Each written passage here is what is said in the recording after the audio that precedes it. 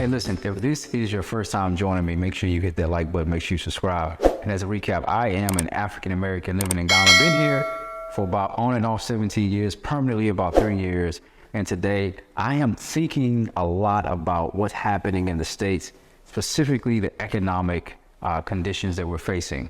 And I got to thinking somewhere myself of like, yo, America, they say, right, we don't know for certain, but they say America is headed for an economic recession.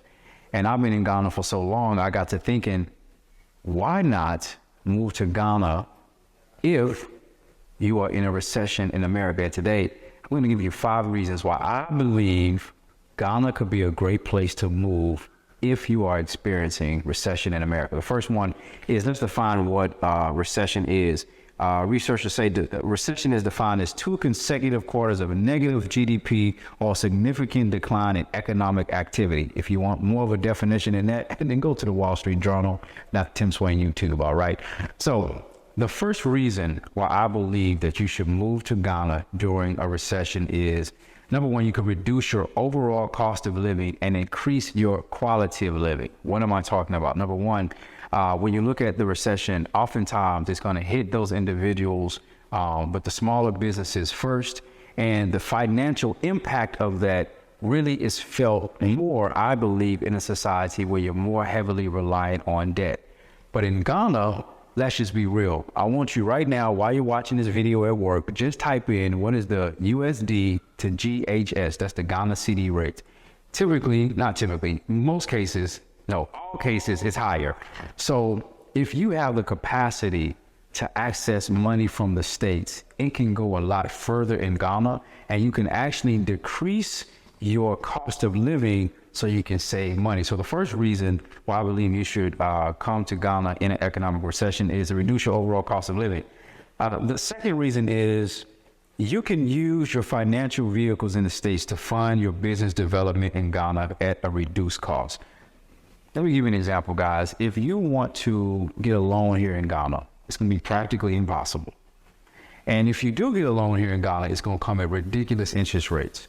And let me tell you a story. I have a friend that wanted to buy a car here in Ghana. And you know, Ghana mostly it's like cash is king. All right. Credit is almost obsolete because we just don't have the mechanisms like this. So everything is cash. But the person did not want to pay out of pocket for a car. So literally, from Ghana, the person took out a car loan from the States. They applied one day, got the approval letter like within a couple hours. Within like 3 days, they had the money in their account. They transferred that at a low interest rate to Ghana and bought a car. So this is what I talk about when I mention the financial vehicles that you can use. Now, if you're going to get a car, like even at a decent interest rate, like 6% or something like that, that's not bad. And you can use that to fund in Ghana. Now, think about what they can do in terms of your business. Right, if you have access to business credit and other types of credit that you can access to fund your business here in Ghana. So the second reason is, if you're here in Ghana during an economic recession in the States, you can use your financial vehicles in the States to fund your business development at a reduced cost here in Ghana. Third reason, are y'all tracking with me? Where am I at? How many reasons? 3. Are you with me? All right, 3 reasons. Third reason, if you want to start a business in Ghana, it is less red tape to do that. And when you think about, like you gotta listen, if you just scroll through my YouTube, you see all these other videos from all these other people that have been doing all these great things.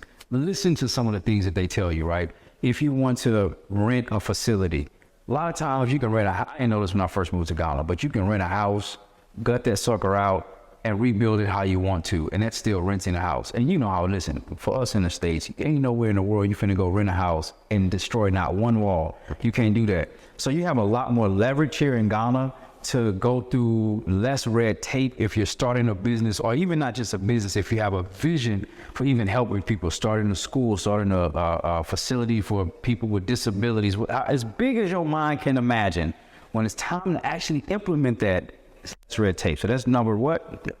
No, you didn't say nothing because you're at work and you can't talk. What reason? 3. All right, great. So let's go to number 4. Fourth reason. The cost of labor is reduced in Ghana. Now, I will say it the other morning. You get what you pay for. So I will say that. But typically speaking, when you're hiring people in Ghana to do work for your business, the cost is less. So it's reduced labor costs, all right? So keep that in mind. I'm not gonna say much about that because it's pretty self-explanatory. So that's number 4. Then finally, the 5th reason why I believe that you should move to Ghana during a recession in America. You ready for this? Number 5. You can broaden your impact.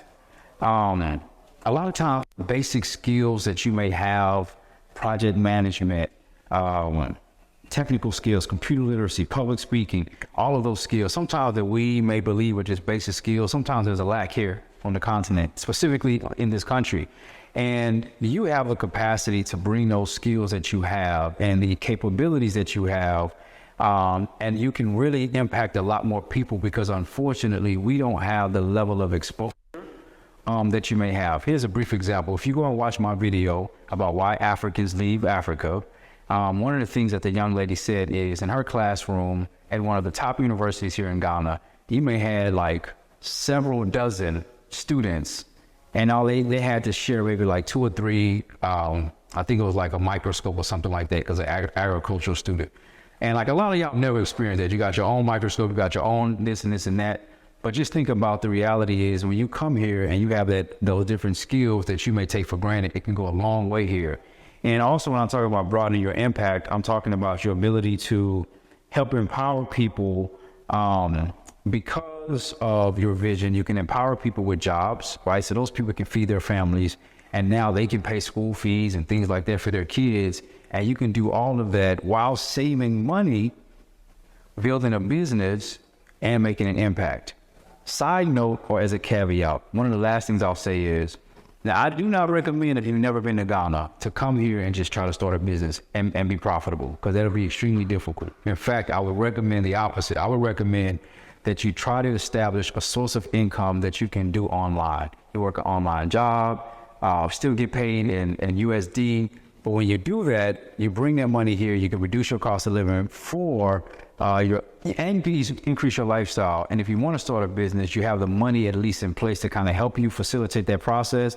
You have less red tape, and I think it could be more successful. So let's recap real quick, all right? 5 reasons why I believe that you should move to Ghana during an economic recession in the States. Number 1, you can reduce your cost of living. Number 2, you can use the financial vehicles that you have in the States to fund your business here. Number 3 is less red tape with trying to open up a business. Number 4, the cost of labor is reduced. And then finally, you can broaden your impact. It's a very short video, but I hope this is making you think just a little bit. As always, I know you love this content, so make sure you subscribe, make sure you like the video. Until next time.